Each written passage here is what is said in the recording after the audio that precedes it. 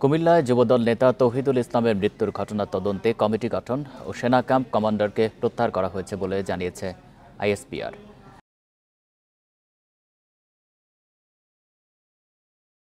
এর আগে যৌথ বাহিনীর হাতে আটকের পর তৌহিদুলের মৃত্যুর অভিযোগ ওঠে।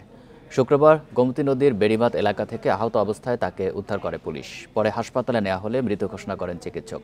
তৌহিদুল পাঁচথুবি ইউনিয়ন যুবদলের আহ্বায়ক ও ইটাল্লা গ্রামের মোখলেসুর রহমানের ছেলে।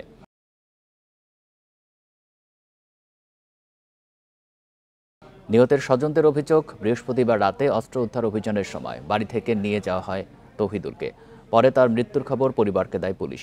জানানো হয় তৌহিদুলের শরীরে আঘাতের চিহ্ন থাকার কথাও।